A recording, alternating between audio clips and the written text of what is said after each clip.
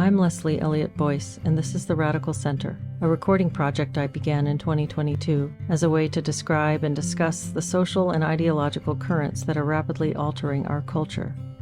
In a time when political polarization seems to be the norm, I'm seeking to understand rather than react. I'm grateful to all the thoughtful men and women who share their stories and insights with me in this conversation series. If you would like to contribute to this project financially, there are links in the description.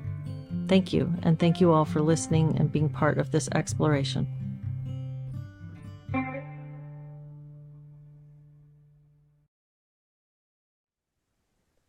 Hi, today I'm speaking with Michael Olan. And Michael, you are a psychologist and you are one of the hosts of the CTA podcast, which is an excellent resource for taking a look at how this field has been politicized. So we had the chance to speak recently when you interviewed me along with Christine Sefein for the CTA podcast. And I really wanted to hear more about your own experiences and learn a little bit more about what brought you to be engaging in these conversations in this way, and kind of what your perspective has been on the field and all of the ideology that's impacting it right now. So I'm really pleased that you've joined me. Thank you so much. Thank you so much for having me. And I it's kind of funny sitting here now, thinking back to when I was a student. You and I actually had met quite some time ago when you first started this project, when you first were doing the podcast, and you had kindly invited me to join you. And I was so scared about the idea of becoming a public presence in any way in the field at the time, which I think actually speaks to what was going on in the field and what has been going on in the field for some time. It wasn't until I finished my doctorate, which was this past year, that I finally said, okay, it's time. I can finally step over that line and pass that threshold and talk about the state of the field and what's been going on over the last couple of years. If you had asked me 5 to 10 years ago if I thought I'd be sitting here having this conversation, knowing that no conversation is predictable at all, but this conversation, ideological capture, politicized capture of the psychology profession, I never would have guessed this was the direction my career would be heading. Mm-hmm. I think it's no surprise to your guests, but for people who maybe aren't aware, the last 5+ years, let's just say, I would say the last decade, has been largely captured by a set of ideologies that are all kind of blended together. I think colloquially we would refer to them as as wokeism. And I think the public consciousness has finally reached a point where we can just use that word without it being treated as a political vehicle to get a particular agenda or point across. Oftentimes it gets conflated with a particular political faction or sub-factions and then gets dismissed off the table. But I think we can actually have like a little bit more of a nuanced conversation about what that actually is in practice and what that looks like in psychotherapy. Now, and stop me if I go on a tangent here at all, but it shouldn't surprise anybody too much who's in the field to know that the majority of people in mental health do lean to the left of center or left in terms of their political alignments. And there's a lot of theories and ideas around why that is. But in recent years, we've seen a spike of a really lopsided ratio in our field, going from something like 3 to 2 people, 3 Democrats to 2 Republicans, or 3 liberals to 2 conservatives in 1960 in the field of psychology or in the social sciences, to something like 8 to 12, and it's on the high end, sometimes 17 to 1 Democrats or liberals to Republicans or conservatives. Now, you might sit there and go, well, what's wrong with that? Well, the issue that's actually created for us is that we have gotten into this pretty orthodox and homogenous intellectual space that has left us pretty susceptible and vulnerable to really seemingly traditionally liberal ideas, but with some subversive qualities to them that actually disrupt the liberal project, if you will. Mm-hmm. The liberal project being a project that allows you and I to speak freely, to dialogue without having to worry about too much about some sort of retribution or negative implications. That's gone out the window to some degree. And what's come in is this what is now being called critical social justice. It's funny, these terms have changed so much over the last couple of years. This critical social justice approach that pushes a social justice agenda as a progressive or liberal agenda, and that is superordinate to all other values in our field. And the reason I say that, and the reason I'm kind of going on this little tangent here, is to describe when we have something like a superordinate value in the field of psychology, meaning top down, umbrella is quite wide, and everything that falls underneath it gets colored and texturized by that value. You start to get some really interesting activities that start to take place. So where traditionally maybe something like a relativism that's inherent in life or a tolerance narrative was more consistent within the field of psychology, now we've moved over to the social justice narrative that has its own set of beliefs that color the rest of our activities. Name a value, it's now been kind of colored and texturized by the notion of social justice. And so what I saw over the last couple of years was a shutting down of conversation, of discourse, of dissent, and really just these chilling effects that have taken over the institutions. And I could say from a personal standpoint, extreme discomfort and at sometimes kind of pain from having to sit and watch these ideas take center stage. Mm-hmm. Yes, and ideas that are directly in conflict with more classical notions of human psychology.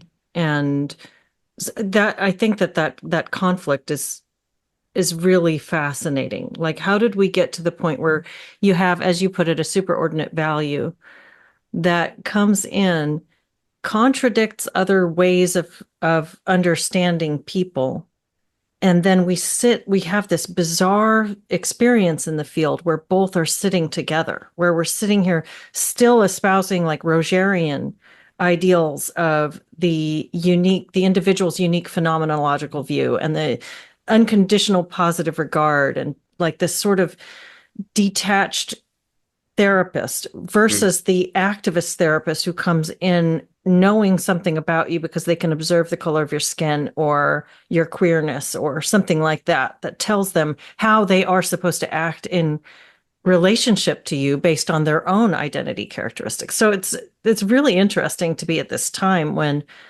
there's so many clashes of thought, philosophy, ideology. Yeah, I often refer to it as a loss of sensibilities, therapeutic sensibilities, Okay. where traditionally, I mean, what you're describing for me are more humanistic approaches to understanding the human condition. The notion that we all have pain, we all have loss, we all have grief. There are some certain basic human experiences that are situated in our mortality and our finitude and just our experience of living. But then in comes this group of ideas that kind of co-opts those notions and utilizes those notions as a vehicle to push a different kind of agenda. And this agenda is not logically coherent, Leslie, as I know. It's not aiming for logical coherence. In fact, quite the opposite. Many of the claims of the social justice movement are that logical coherence is somehow oppressive or somehow negative in some sense, that it comes from a bygone era of control and an apparatus of marginalization, something along those lines. And to see them sit side and side together, yeah, if you sit there and you lean more to the humanistic principles, which are to not assume in advance what somebody's story is, which is kind of what the social justice, it's not kind of, it's what the social justice ideology pushes for. It's a weird juxtaposition to have side by side. And it really makes you wonder. I recently spoke with Ryan Rogers about this, who I know has been on your podcast as well, trying to make a distinction between who are the people who really believe this stuff, that people are the sum total of their identity categories, and that the veracity of their worldview, so the validity of it, is predicated on their identity, giving them this kind of this almost like this neo power structure, flipping the power from what they believe the old power paradigm was, which is white cis heterosexual men have control, to this new power paradigm where those who are in marginalized positions understand reality better than the people who were in control previously, and they have kind of the corner market on reality. And that we should be giving them kind of this center stage, even call it centering. We need to center this experience. How we flip to that place is really how much time do we have? It's a question of, this was a slow march through our institutions as it's often described, and as it was actually described by some of the progenitors of this movement, that it would be a slow march through the institutions where we slowly were kind of changing the hearts and minds of people in the educational settings. And that's why you typically see these ideas really nestled into the education settings. But what starts in school doesn't stop there. Eventually, people do have to leave the ivory tower and they do have to go out into the world, and they will share their thoughts, informed or otherwise, nuanced or otherwise. And they might try to convince others of the validity of those ideas. You kind of see that crystallization in the form of things like DEI, which I know right now is extremely contentious to talk about, but no more contentious to talk about than it's been in the last 5 years. I mean, really, to discuss some of the experiences in DEI the last couple of years has not been an easy thing for us to do. I think with the current activities in the administration that's in charge right now in the US, it would be a different kind of contentious conversation, or maybe not. Maybe it's open. But going back to what I was saying about Ryan and my conversation, what I thought was interesting is we were both trying to make sense of who is the person who's accepting these ideas to basically blend into the group? Who is the person who's putting forth these ideas in order to gain favor with the group, or at least to not get ousted by the group? Who are the people who are just putting their heads down and trying to get through it, which I think is probably the majority of people, but I don't know. And then who is the fervent zealot who's just out there spending all of their time pushing social justice and activism over therapy? And it's really hard to make those distinctions because somebody could be somewhere on that spectrum, so to speak, at any given point in time, I think. But it's really when it invades therapy, and that's really what I do. That was my main focus in going to get my degree in psychology. It starts to show up in not necessarily, it's interesting. I tried to understand this from the outset through a political lens. And while that can be really helpful and it can give you a lot of information, I try and make a distinction between this cultural ideological element that plays in and politics proper, which is hard to really make a full distinction on because there's qualitative overlap between the two. But it's the ideological paradigms that seem to make their way into the therapy room. It's not necessarily political opinions, although that does show up in very nuanced and sophisticated ways, and we can talk about that. But if you watch kind of like a training video, let's say right now, on how to counsel somebody through a diversity lens, what you'll see is, and there is no training video I've ever seen that doesn't give me a little bit of a cringing response because it's usually acted, but you'll see these videos where counselors are using their race or their gender to differentiate themselves from their client. And from their view, and it seems in the hopes to connect or bridge a gap that might exist there in terms of the client's sense of marginalization that may be present. Mm-hmm. They presume it's present, or at least they're not willing to assume it or presume it might not be, which has always been the way that we've taught therapists. You never come in with a pre-notion in advance. You hold that in advance if it is there. You can kind of bracket it out. They don't do that. They're going in with these pre-notions in advance, and they're pulling it right in. In other words, they're stereotyping the space. And while they don't see it that way, while they've inverted that to be something as part of like a care philosophy, let's say, it actually can be quite damaging to the therapeutic relationship to immediately create an othering experience for the person who's come in the room. In particular, those clients who are really vulnerable to the authority or the opinion or the stance of the clinician. Those people are particularly susceptible to having their worldviews either altered or changed or mapped out to be consistent with the therapist. And those people are people we really need to start to pay attention to because a lot of vulnerable people come into the therapy room. In fact, the reason a lot of people come into the therapy room is because they're vulnerable right now. Mm-hmm. Mm-hmm. We've always held, I don't say we've always held, but generally there's been a consensus that we're sensitive to that fact, that we don't push our paradigms or even our theoretical orientation onto a person. And we certainly don't start mapping out the space in a directive sense until we understand the person. We have a rapport, we have a safety. Mm-hmm. Something shifted here. Mm-hmm. Yeah. And I think you're doing an excellent job of underscoring the conflict between this critical social justice view and the way that the therapeutic sensibilities, as you called it. Mm-hmm. And I was interested in something that you said a little bit ago, and I kind of wanted to go back to that. When you think about why so much of the field tends to lean left, I have some thoughts about that, and I wonder what your thoughts are also. I'm thinking of the left-wing social view being one in which we are all interconnected and interresponsible. Mhm. And the farther left, the more responsible the state should be for individual well-being. So you think of like the state as this central corporation or entity that that if we have the means, we're all paying into, and then it creates this kind of overarching safety net and mother structure that takes care of the citizens of the country or whatever unit you're looking at, the state. Mhm. The if I I'm in here, I'm just kind of like riffing and musing on this, but Yeah, I'm but thinking about like the saying, if you give a man a fish, he'll eat for a day, but if you teach him to fish, he'll eat for a lifetime. Mhm. Uh, I'm thinking of the left as saying, you know what, they're hungry now, give them a fish. If you have a fish, if that we are all owed fish if we are hungry, you must give them fish. Don't waste your time teaching people to fish because they're hungry now. It'll take too long for them to learn.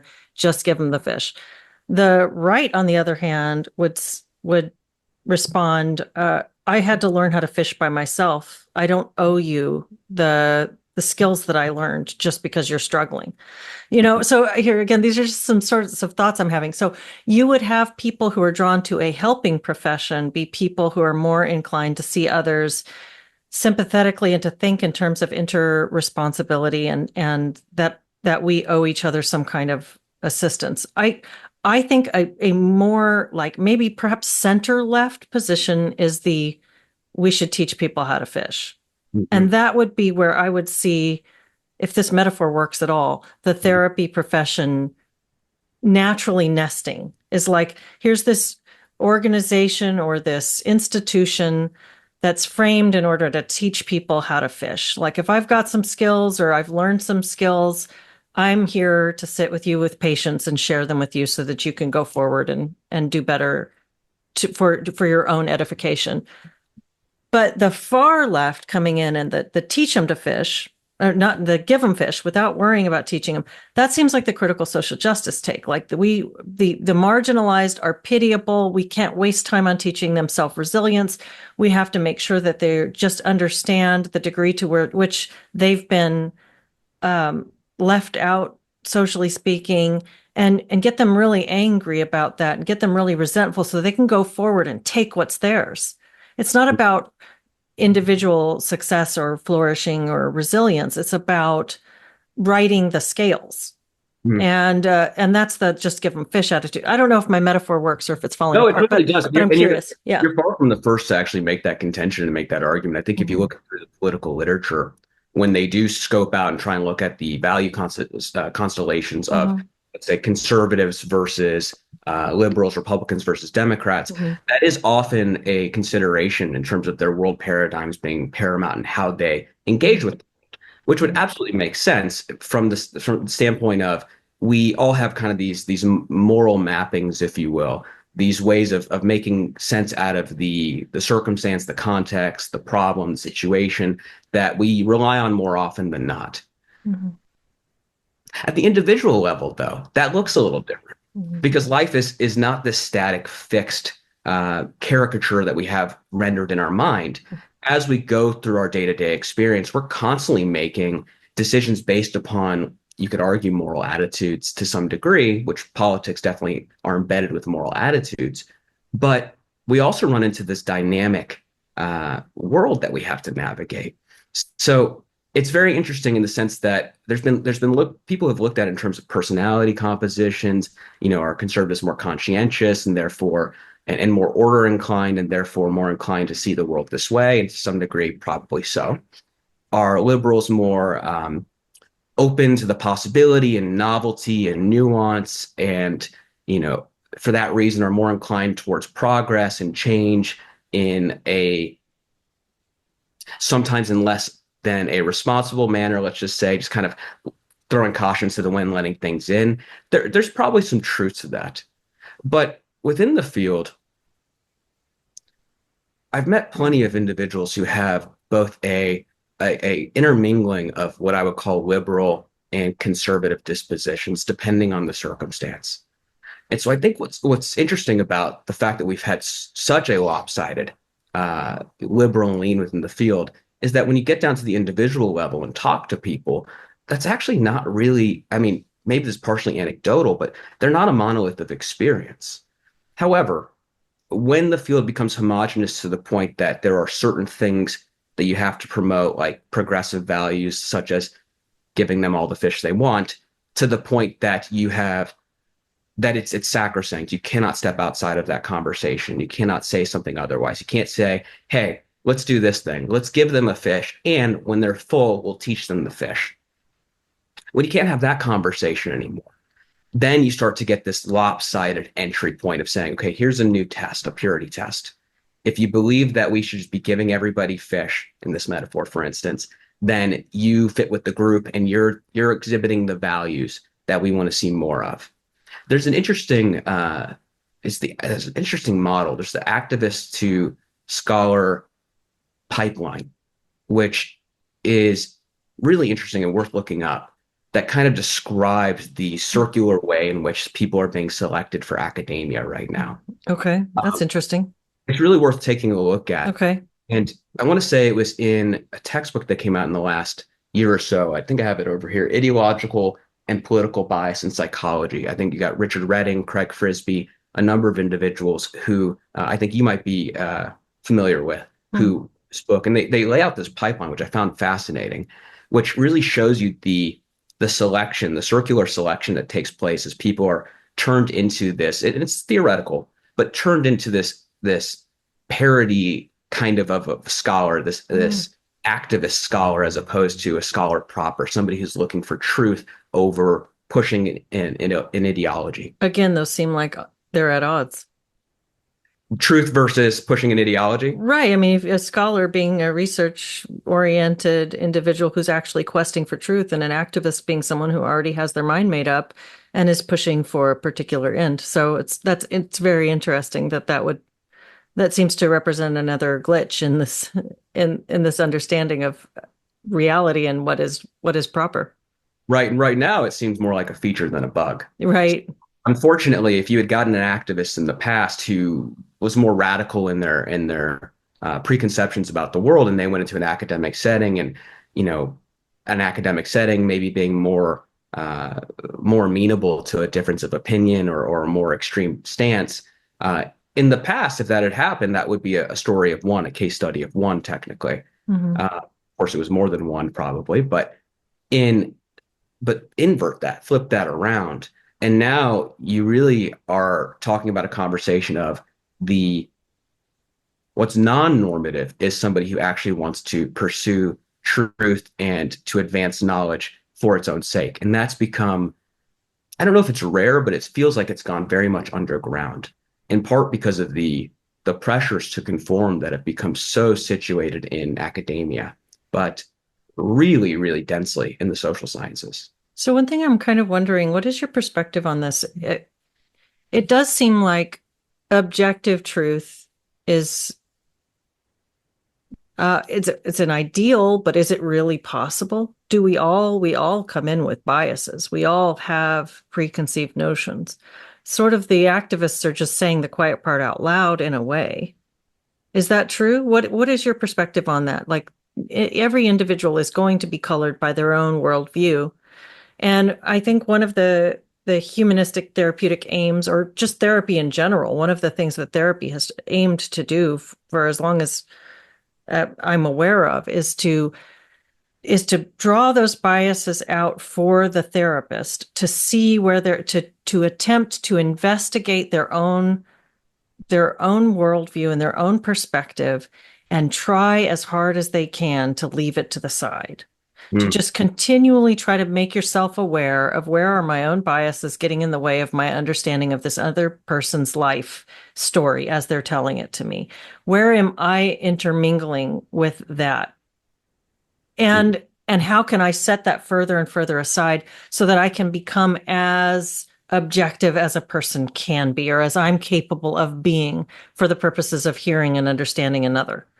Whereas the social activist types are saying basically that's impossible. So everybody is going to come into this with some kind of an agenda or a bias. We just happen to think that we've stumbled upon the right one. And so instead of aiming to leave that out, we're aiming to leave everything but that out of our Hmm. interactions with the client. So Hmm. on the objectivity of the therapist or the scholar, what are your thoughts? And am I dragging you down a weird side tangent when I Not ask at that? all. No, I talk about the things that keep me up at night and that people have not been able to give you a full answer for, we'll say 5,000 years just for argument's sake. It's a weird thing to try, and the academic world, in some sense, and the world of a therapist, uh, talk and don't talk all at the same time. As a therapist, you are trained to privilege and prioritize the intrapsychic, meaning the personal subjective experience of the client. After all, the person's coming to see you not for your view on the world necessarily, but for your expertise and your wisdom and your ability to hold space and guide them through their world. Mm-hmm. And the therapist's job is not to have some sort of intellectual vice, so to speak, which I think oftentimes people can have that feeling about what a therapist is doing, that there's almost like an intellectual or emotional kink that comes with being a therapist. Mm. I've often heard people kind of make that thought like therapists do this because one, they're broken in the first place and they want to learn Mm-hmm. about themselves, and two, they're kind of enjoying going through whatever the process is of pain with another person. Mm. But in that space, you prioritize that intrapsychic experience. And through an interpersonal experience, you start to delve into something like a momentary or short-lived consensus reality between you two. Because that reality, the story you drum up week to week can alter and change. It's very dynamic. It's not final and absolute.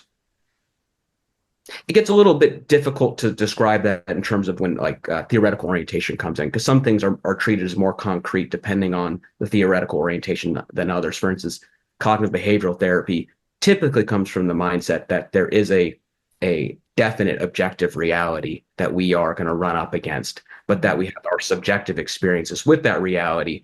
And when the two don't match, then you might feel something like, internal distress or something along those lines. Each theoretical orientation is going to approach subjectivity a little bit differently. Mm-hmm. But for the academic who's looking at subjectivity and having these kinds of arguments with one another, maybe it's not so different. In a sense, that should be an ongoing conversation as well, holding in abeyance your certainty that your findings are ever finished or your findings are ever conclusive. The critical social justice theories, and I say theory loosely, I often call it a soft social theory, as opposed to what I think of as social theories, which have an applicability that is case dependent, depending on the context and depending on the situation. It is more or less true, depending on what we're talking about. The critical social justice approach is these theories that we're putting forth, whether it's critical race theory or something related to third wave feminism, intersectional feminism, liberation psychology, these are capital T truths. They're totalizing. Mm-hmm. Everything that I talk about can be explained. It can be put back in the middle of this theory and explained in terms of the theory, thereby giving more credence to that idea or to that theory. Once you get insular reasoning operating like that, it's very hard to get somebody out of that circular reasoning without actually being able to challenge and question them. But the way that they've set it up culturally is that to challenge and question them, even to try and understand, is an affront. It's actually you've offended somebody in some way. How dare you, depending on whatever your background is. And of course, they kind of power rank who gets what background in not a fully defined way, but almost in a defined way, in an implicit way. How dare you ask about this at all? You don't get to understand this. And it's the cultural manifestations of this that have made it so challenging, where the social norms have been altered in such a way that to ask somebody might result in them becoming angry or defensive, outraged with you. And in some cases, vengeful and seeking to cancel you or shame you in front of the group. Those kinds of activities have made it really hard to parse apart what elements of subjectivity we can prioritize and what we can't. And it's interesting, if they had made the argument, the postmodern argument that said that subjectivity, lived experience, is the aperture by which we could understand experience from individual to individual in an equal way. Like you and I have, an equal stake in the subjective landscape to some degree. That would have been one kind of argument. But they took it a little bit further. They said, no, you have a stake in the subjective landscape, but depending on what group you're a part of, that's how much power you have in that subjective landscape. That's how much validity you have in that subjective landscape. They went too far. They ended up at a place where they actually can't, there's no talking their way out of that.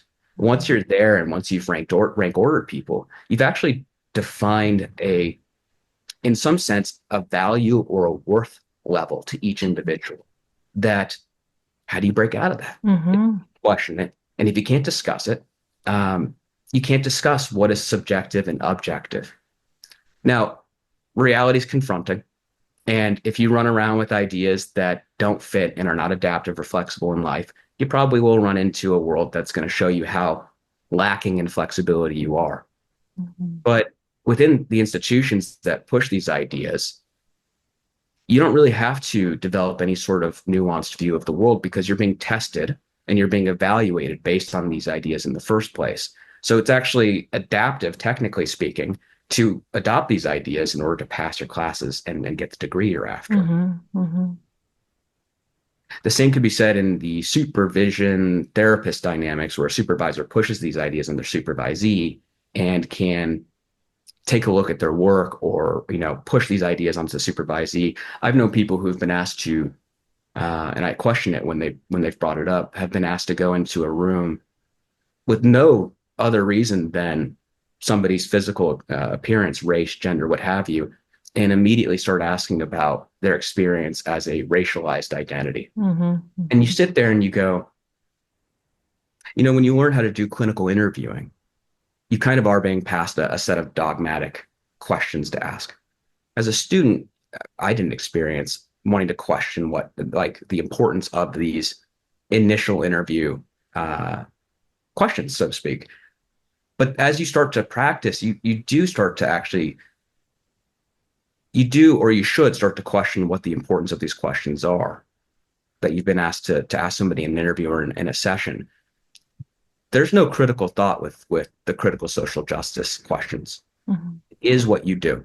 We do it because it's right.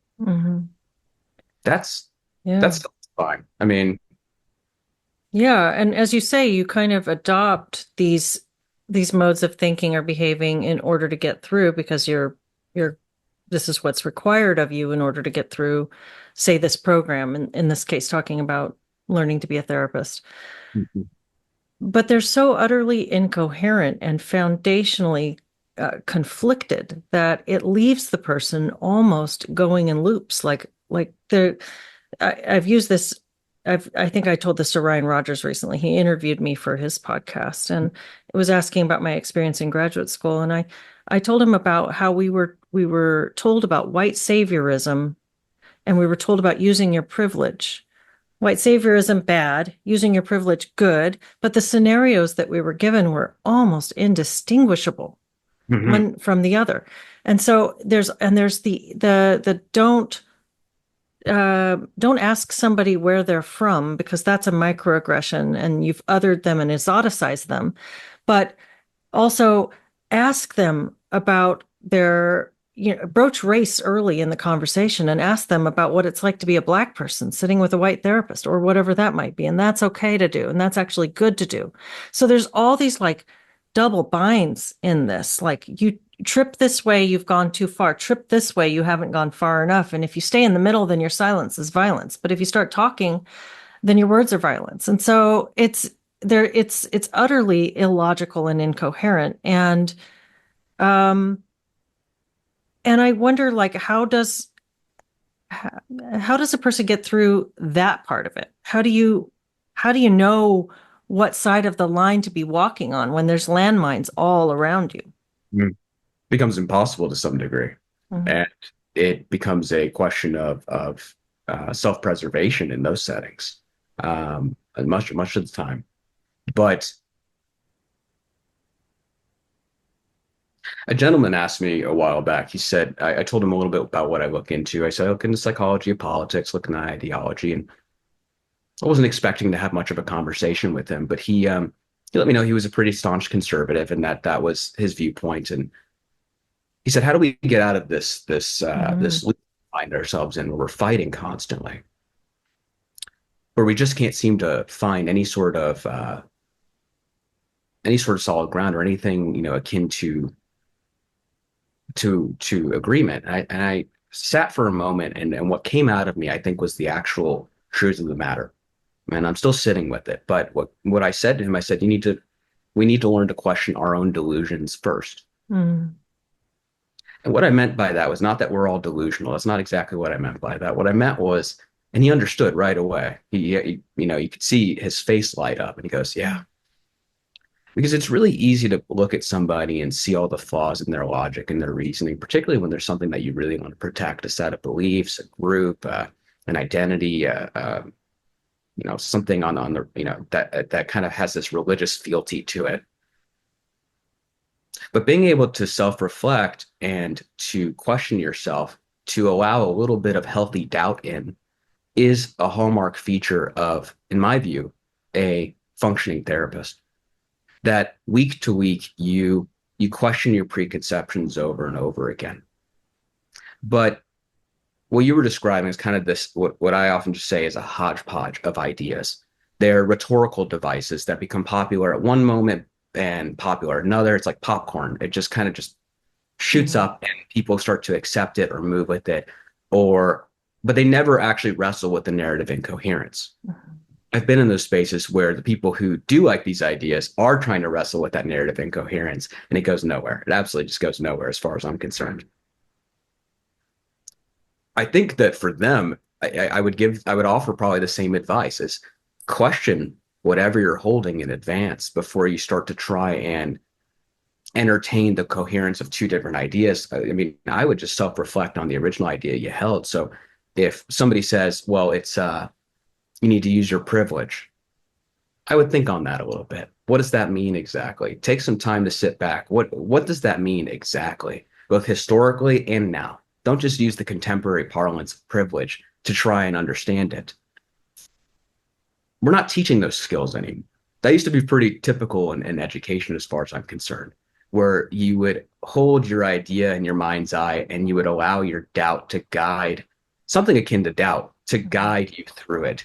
Call it humility, call it doubt. You never assume that you had the full answer. These ideas, I think, give a false sense of certainty and something that looks like a reduction of anxiety, something akin to a place to put something like righteous anger. But also it comes with these elements that are very self-flagellating, that are very self-harming in a sense, where you start to look at yourself as a negative person in the world, not someone who does bad things, but that is bad at some level. And in that way, I don't think that you could ever really fully reconcile those ideas as they pop up. It seems to me that most people grab on them based on the popularity of the moment, not necessarily whether or not they're true or applicable, if that makes sense. It does. It does. I believe that counseling as a human institution, human pattern of interconnected behavior is probably eternal, has probably been with us in some form since we've had family groups and tribes and villages and so on. It's there, whether it's just the old wise person or the shaman or someone in your family that you can go to for help, or in its current incarnation, someone who's been licensed by the state, has gone through some formal education and training. I believe that endeavor is probably eternal in human civilization.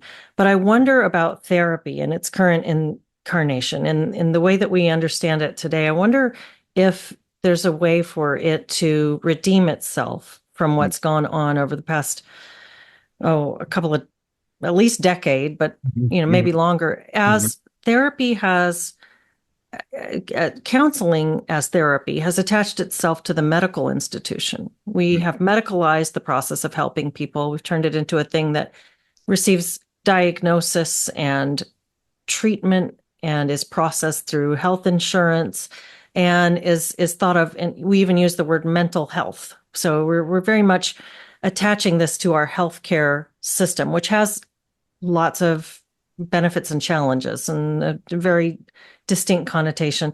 And now we've also attached it to social justice. And so there's a human engineering aspect of this where there's some central truth that's being disseminated to remake the people who attend this kind of session or this kind of work in a certain state sanctioned manner.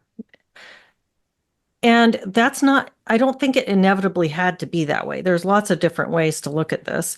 That's just the direction things have gone. I wonder, what are your thoughts on whether it's possible to right the ship and bring this to something that's a little bit less medical, a little bit more apolitical again?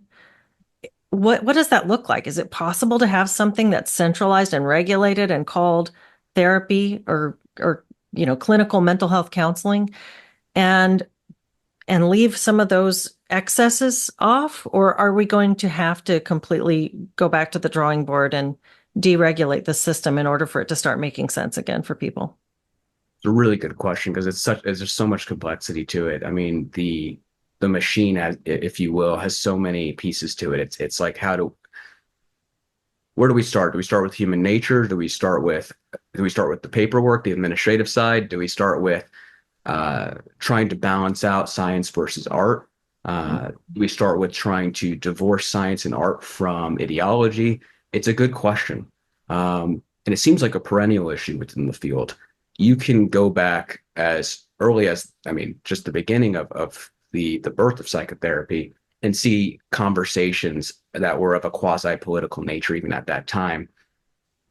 You can see it in the 1950s with people like Paul Meehl, who was describing psychotherapists as crypto missionaries, trying to smuggle their values and beliefs into the therapeutic space. Wow. And that was in the era where value neutrality was much more of something that people were trying to strive towards. What happened was, as research started to kind of show that value neutrality was theoretically not possible, it became more of a go-ahead sign, it seems, that, well, because it's not possible, we can just push the ideas that we think are best, something along those lines. Now, who I'm exactly talking about is not necessarily the individual therapist, so to speak, but maybe some more of the cultural norms that are baked into the psychology culture at large, mental health culture at large. But just even if we can't get to value neutrality, it doesn't mean it's not an ideal to strive for at times. It doesn't mean there aren't times where we shouldn't be trying to work away from our personal biases. In fact, there are many times, most of the time, that we should be working away from that in our work with people. How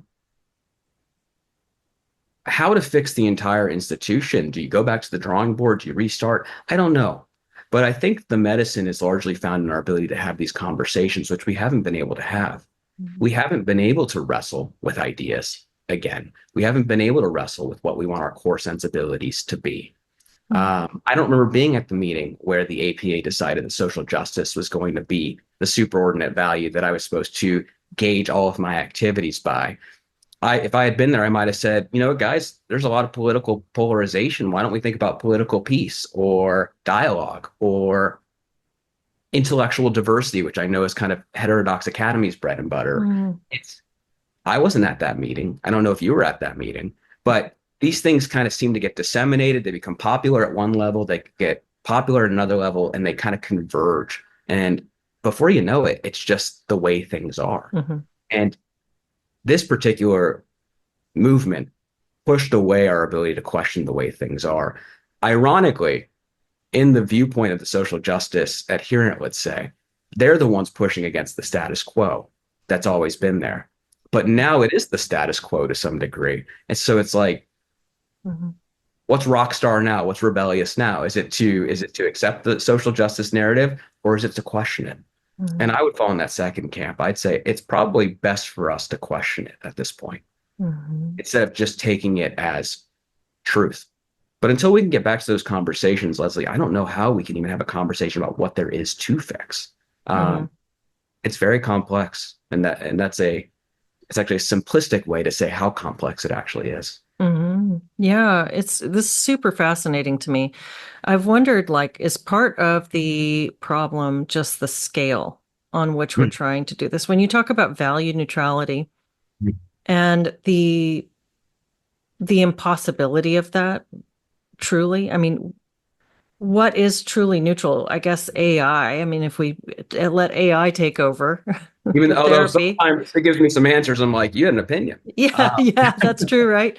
And this missionary quality, is perhaps one of the problems that we have tried to centralize and regulate human connection in this Mm. way, in this really important way. I, I have a coaching practice and I work with clients. I'm not a clinical mental health counselor. I don't do any diagnosis or treatment.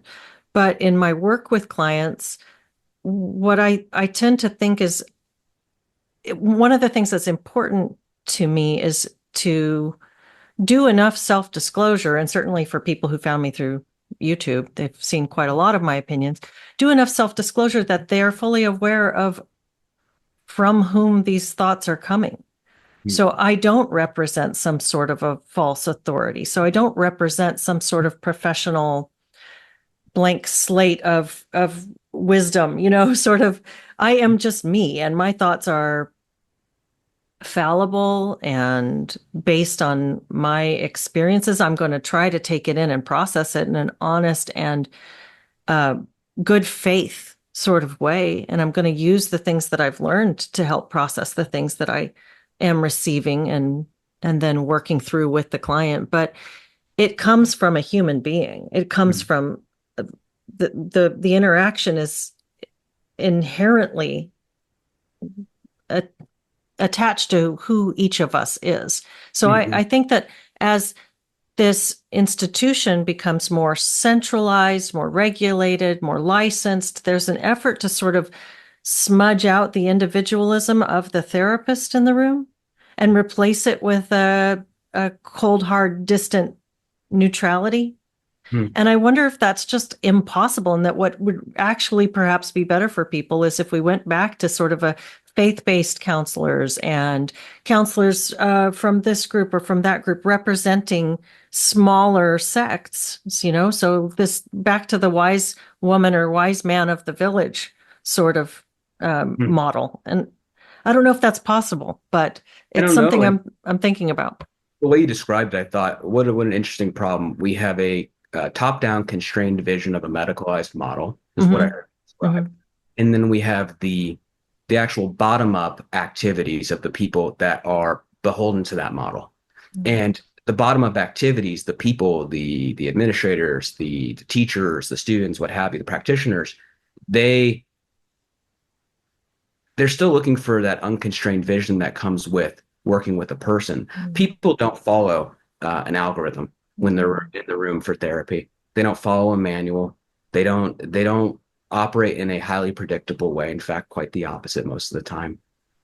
And I wonder if it was Nietzsche who talked about scientification, trying to scientify Hmm. therapy to the point that it is inert is certainly possible. It's something you absolutely can do. You could manualize it to the point where it is just you might as well just have Chat GPT in the room Hmm. having a conversation as opposed to having a person who can use their own personal experiences to inform exploration potentially as opposed to imposition, which I think right now we're seeing more of a tendency to use personal experience or personal belief to impose onto Hmm. the space as opposed to explore in the space. Hmm.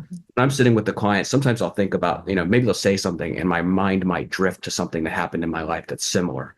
And I'm able to use that to sift through my emotional experience and say and understand myself enough, hopefully, to be able to understand why I had my personal reactions and to be able to use the differentiation or similarities between me and my client that might give rise to similar or different reactions to that event. I can theorize in that moment, or I can use it to ask a question to my client and ask them the very basic question of what was that experience like for you, and help me map it out for you and why. Some therapists have different opinions on this, the artistic expression of saying, this is how it's making me feel, and giving your own personal reactions. And, maybe even some cases, depending on the client, self-disclosing as to why you had that reaction, so that the client might have a justification for why you're asking the question. Mm-hmm. Some therapists are like, absolutely no, we don't self-disclose. I'm not telling you anything about me. It doesn't even matter what went through my head. I'm going to follow this structured approach. And for some people that works, and for others it doesn't. And I think this speaks to the art of it, that the art of being with another person is to a large degree very personal. The rules that we set out ideally are set out to protect people from when the personal becomes over encroaching. I don't see that protection really being wielded where social justice is concerned right now. Not in the slightest. I read a stat years ago on client termination and ruptures in therapy, and it said that something about 17% of clients, it was determined, are willing to tell their therapist when there's been a rupture in care, when they've said something or done something they didn't agree with that 17. caused 17. It was actually higher than I actually thought after reading some of the literature, but also still just pretty low. And so it made me wonder, to what degree are we allowing clients, are we teaching therapists to allow clients to maximize autonomy in the space?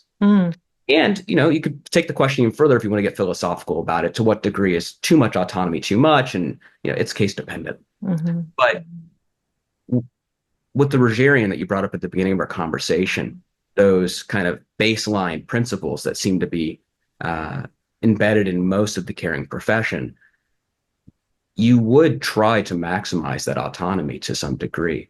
You don't force a story onto the other person. You help them unfold their story, not so you can understand it, but so they can understand it.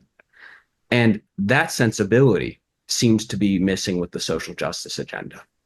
It's, I already understand your story, and I've already been told what your story is going to be. In fact, the powers that be support that my understanding of your story. I'll cherry pick whatever those are and push it on you. And so you get these strange instances where people are, there was a piece in the Free Press a while back where they were interviewing a former client of somebody who was like a liberation psychologist or something along those lines. And the quote they had was so startling, which was something along the lines, the client said, they don't want to really talk about, the social justice based stuff anymore.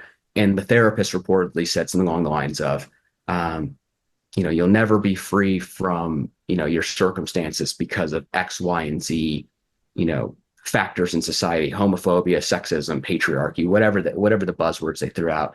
And I'm like, at the point you're thinking that for your client, you no longer have unconditional positive regard for anyone. Oh gosh, no. Yeah. It's gone. It's out the window. And for vulnerable clients who aren't willing to leave and who are really dependent on their therapist as a point of reference, maybe for reality testing or just support, plain old support, those people are really susceptible to start to imbibe and take on the beliefs and predilections of their therapist. There's a number of reasons for that. Clients, by and large, want their therapist to like them, by and large. And it kind of goes both ways, depending on who we're talking about. There's a certain degree of that on both sides.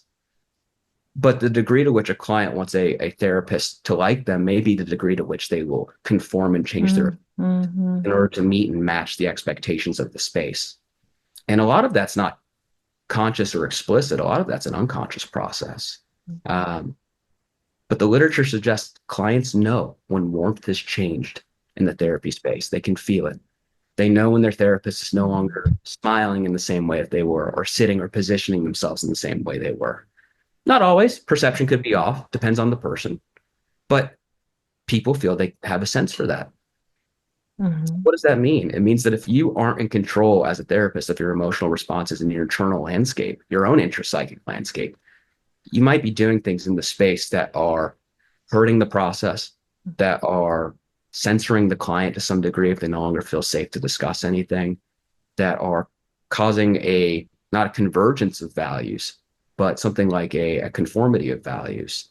Um, it's a really it's a tightrope that you're walking as a therapist. Truly, Mm.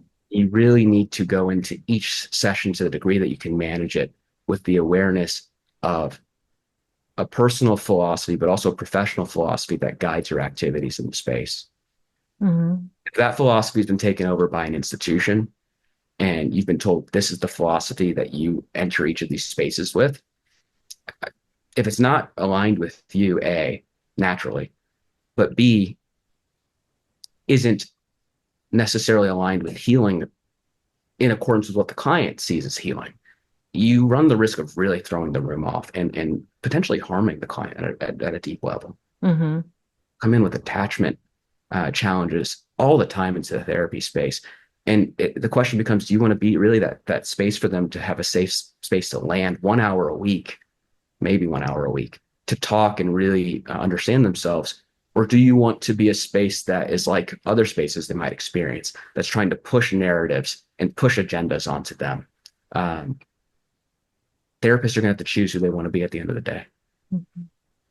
Right. And the research on therapy and what makes it effective shows over and over again that the relationship ultimately is what is most helpful if a client feels like they come out of it successfully and achieve the goals or find a balance that they were looking to find through this relationship. It's not because of necessarily a particular theoretical orientation or a particular intervention that was brought into the space. It's because of the quality of the connection and the rapport and the relationship that they develop with the person that they're working with. And so that relationship, it's interesting because as you're describing it, I'm just reflecting on what a double-edged sword that the power of that relationship really is. Like it has all of the power to do positive that it has to do negative or harm to the relation or to the client who's looking to grow through this. Absolutely.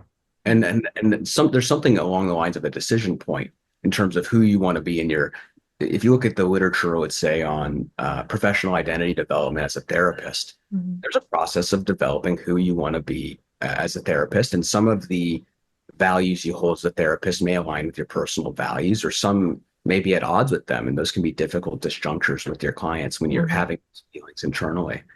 Um, but it is a position where you can be sitting on a throne looking down like the judge of the room. Mhm. And I think a skilled therapist, and I think the my favorite clinicians I've known are very aware of that. Mhm. They try and do something about that disparity in position, let's say. Um, what they do varies, but they're aware of it at bare minimum, which I do think gives you a certain level of availability, reflexiveness in the space that Mhm. lets you become available for what that person needs. Mhm. Um, there's not one client that pulls out the same therapist. I don't think there Mhm. is. Mhm. There's not one person that pulls out the same you. You know, everybody's a little different in that sense. Mhm. And perhaps this maybe feels like flowery dialogue around it, but it's actually true. It's part of the process. And I don't know that we're really actually talking about the art of the process anymore. Uh, Mhm. it feels like a missing component. And even when it is there, when it runs into this counter force of the social justice narrative that says, well, yeah, there's the art of it, but also there's these things that are happening in society, and you need to, make the space a vehicle to remediate social inequity. Um, those two things don't go together. Mhm. You're defining for the client what would make their world, quote unquote, as Rogers put it, like the good life for them. You're defining the Mhm. good life. Mhm. Mhm.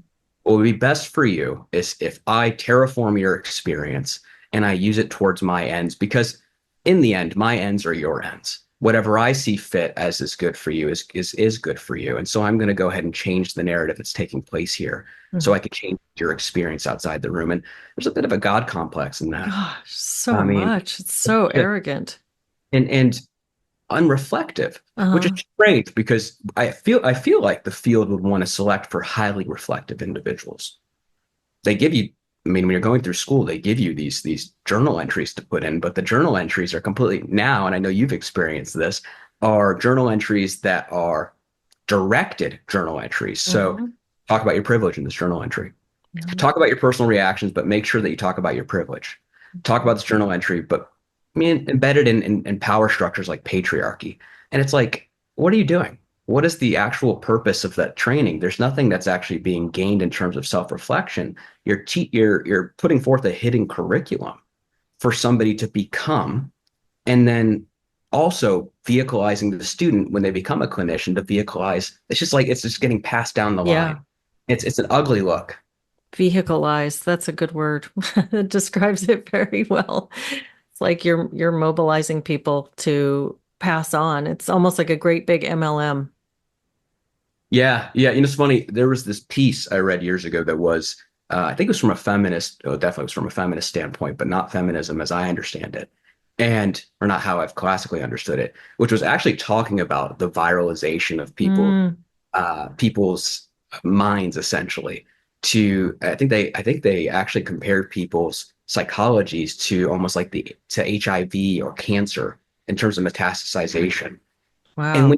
when you read stuff like that, you go, surely this is fringe. Like there's no way that this is the consensus of the group that we should reduce people's psychologies to something like a virus or a Yeah. disease. But there's enough of the narratives that are similar enough that that kind of idea, if there are enough of those narratives, and I think there have been, makes that idea attractive. Now we're in a really dark place. And what do you mean? Yeah. I mean, Well, it's illuminating when you put it that way. You know, one of the things that the politicization of therapy, just sort of tracing back this conversation that we've had right now, you started by talking about this this sort of decades old or maybe inherent bias towards the left among academics and therapy professionals and the people who are in this the students, et cetera. bias from the left, you mean? Bias from the left, yeah, From bias towards yeah, there's a left-wing slant. hmm hmm And as that's become more and more out in the open, more prevalent, more extreme, the at the here I'm struggling to kind of put together to articulate this point, but when I was in school, I and this is something that people will have heard me say because it's one of the more shocking things that was said to me during my therapy training was my academic advisor told me that they were aware, as in the faculty and the administration of the school, they're aware that they're no longer training therapists who will be able to work with the Trump supporter, as they put it. And it was so strange to me when I heard that. I thought, well, so many questions rise up from that one statement. Like, first of all, is how do you frame what a Trump supporter is? What does that mean? Is it a person who wears the MAGA hat and really, really loves Donald Trump? Is it just anybody who votes Republican because, you know, you voted for the guy? someone Is who it likes is it somebody who doesn't even like him? Is it somebody in class who actually votes Democrat or abstains from voting, but doesn't share the intensity of the criticism that you might have and the absolute disgust for Trump and Trump supporters? Is that a Trump supporter too? Because all of those things seem like they're potentially being lumped under that category for this purpose. But also, what is that in your terminology or your glossary as a psychologist, as a practicing certainly. psychotherapist? Yes, yes. Is it a pathology? Is this something that you would put in a new DSM? Trump supporterism? I mean, what even is that social problem of Trump supporters? And if it's able to be pathologized, why can you not treat it? And if it's not a pathology, then what are you saying about your profession if you can't work with this person? So there's just like a million questions come bubbling up For when I sure. think about that. And I guess if we have turned this endeavor into a critical social justice mission Mhm. to viralize these ideas, then the profession would see someone who's already filled up with their own ideology as a non-vector. And so that would be the barrier. That's why we won't work with them, because we can't radicalize them. They already have something. It's like if you're an LDS missionary and you go to somebody's house and they say, no, we're Catholics. They say, okay, great, have a wonderful day. But if you say, I'm not religious, then they'll stay on your stoop and they'll talk to you and offer you the Book of Mormon and try to share their ideas with you, because you don't. So the Catholic, in this paradigm, I'm picturing that's what is starting to make the most sense to me. It's like, you're not susceptible to what we're selling, so we're not even going to bother with you. Yeah, it reminds me of, there's a notion of the moral empathy gap that can essentially take place in psychotherapy. But it can happen just as human beings, this moral empathy gap. You have the wrong morals. It's hard for me to connect with you in any particular level. If you can't connect with somebody, where's the empathy gonna come from? But there's been some research on the topic of quite a bit of research on the topic of politicization in therapy and politics coming in. I remember I'm recalling a piece that was kind of evaluating the therapy space after Trump Clinton, so 2016, and something like, I think it was like 83% of clinicians said that therapy entered the room as a conversational point. So a really high number, 83% are saying that it came into that what entered the room? Political dialogue. Oh, political dialogue. Okay. So 83%. More so from the Clinton supporters, and I think this was after the election. Okay. And less so from the Trump supporters. And the way that I remember them kind of making sense of that was like, maybe the person who is the winner, there's not as much negative affect for the base, so they're less likely to talk about it as an issue in therapy, whereas the Clinton supporters who lost, maybe they were more inclined to talk about it because they were upset about it. We could look at that in all sorts of ways, I think, if we really wanted to break it down. You do need to ask yourself, does the liberal client feel more safe to discuss their point of view in that space than the conservative client to some degree? I think that's worthy of asking. But yeah, to explicitly say that we can't work with the Trump supporter is to render a caricature without knowing. It's not even a caricature. It's a stereotype that you don't even know the pieces of. I recall being with some colleagues, and one of them, we were going over a case of a young man who was dealing with something along the lines of addiction, behavioral addictions, and she said in the class, she goes, that reminds me of an incel, or he sounds like an incel. And I sat there, I go, first off, where are you getting that from? Second off, what do you mean by that? And third off, why do you feel galvanized to say something like that? And fourth off, why is no one saying anything to this? Why is the professor not saying anything? Why is nobody challenging that? As far as I know, there's only one person who's really been looking at incels that I'm aware of, and that's William Costello at the University of Texas. And I don't know of anybody else. So unless you're citing and talking about his research, I don't exactly know what you mean outside of maybe a whole rendering. It's an internet meme. It's an internet meme. And a lot of this feels like an internet meme when you're confronted with it. It's like, this was the thing of the week. This was the thing of the month. This was the cause of the moment. And it's very unserious in that way. But in its unseriousness, there's implications for people who question it. There are implications for critical thought right now in academia generally. And there have been implications in the mental health world for the last couple of years, decade or more, that have made it impossible for us to really understand human nature and human flourishing. One of the things that I've been talking with people about for the last couple of years, doing my little Chicken Littling, feeling like the sky's falling. And if Chicken Little runs around long enough, maybe the sky will fall, is making sure that as we start to have this conversation, we don't turn into parodies of ourselves, pointing at the other side, so to speak, whoever that might be, and trying to chastise and castigate them for the viewpoints they were pushing the last couple of years, but remembering to invite them into the conversation that they forgot to invite us into. We do need to bridge that gap, and we are going to have to, as human beings, take a bit of a high road approach to this when we can, and manage that, because the alternative, the swing, which I think a lot of people have kind of given me a pushback and said there won't be a swing back. I'm like, well, actually, no, history doesn't support that. you can look at literature from the 1970s and see how people were treating groups like the New Left, quote unquote, the group being called the New Left at the time. I've read research where, in a psychiatric setting, they pathologized those that had New Left viewpoints as being more acute or more mentally ill than their moderate counterparts. Mm. And so this isn't a proclivity that is inherently in a left frame or a right frame. This is a human psychology issue. This is something that we all have available to us, the ability to bias and try and create heuristics that we think are helpful, but ultimately leave a lot of people in their wake. And so it's something to consider that, culture changes, therapy as a result in relationships that culture might change, and what we consider to be normative or healthy alters across time.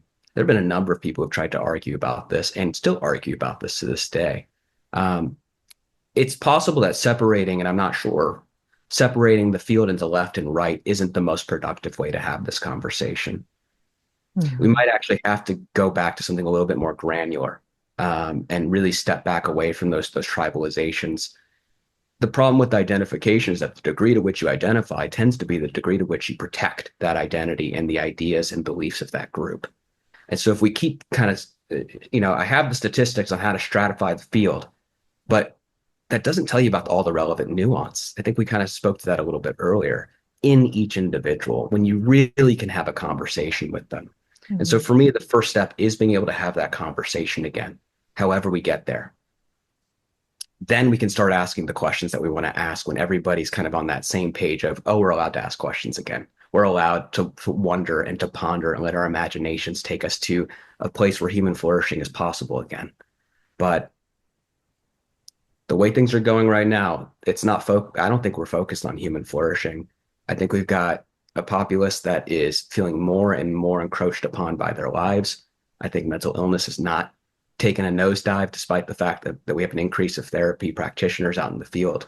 Mm-hmm. And we really need to start talking about that, not from a social constructivist, society's the problem framework. That might be helpful. That's part of the pie. But from a much more, again, granular perspective. And there are researchers who are much smarter than me who are going to be able to ask those questions if we can open up the paradigms and the comfort level in academia. And then there's going to be people like you and I who are on the front line with people who will get these anecdotal experiences that may inform, they may support the findings, they may refute the findings, but that dialogue has to be there between those two worlds as well. Mm-hmm. So I guess if I had a prescription, it would be, let's just talk again. Let's just really talk again, because the censoring thing, it doesn't work. Mm-hmm.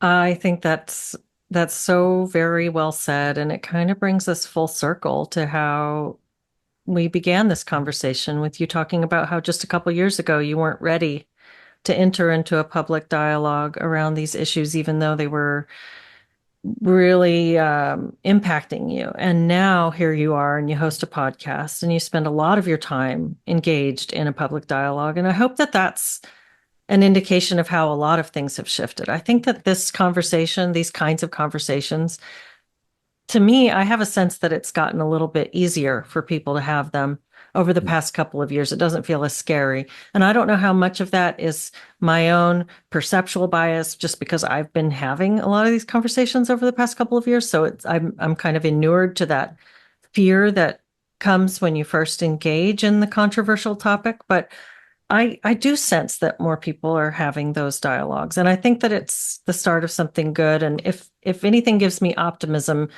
it's the fact that I know things can shift rapidly. Yes. And once you start to get sort of a critical mass of people who are aware of something, even if it's an awareness of the need for more nuance, I think that that can become a trend. And I think that it can indicate a larger cultural shift. And I'm hoping that's where we're at. I hope so too. And so I don't risk going down a diatribe of some sort. There's plenty of theoretical evidence that that is the case. Mm-hmm. Particularly when it's outside of an organization that people start to become aware of the issues. Organizations seem like they have to. So if we think of psychology as an organization, have to respond in kind. Mm-hmm. We have to be able to serve people if we're going to be the science of people. We can't just keep doing this. We have to understand that there is a theoretically limitless way, not that people show up in terms of orientation or identity or what have you, but in the ways they think is probably far more multiplicitous than we can ever wrangle with. And we need to find ways and philosophies and sensibilities that suit that level of, for lack of a better term, diversity. Mhm. Well, Michael, I have really enjoyed speaking with you today, and I feel like there's so many threads that you from this conversation that we could tug on and enter into a whole second conversation. But I've really enjoyed this dialogue, and I appreciate the work that you're doing so much. Can you tell people where they can find you? Yeah, right now, I mean, if you go to Critical Therapy Antidote, you can go to our website. You can certainly reach out and find me there. And right now, we're working a little bit on an Instagram, so keep eyes peeled on Cool. that. Hopefully, that'll be rolling out soon. You could probably reach out to me there as Yeah. well.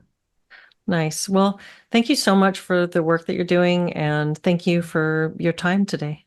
Thank you. I really appreciate it, and I really enjoyed myself here.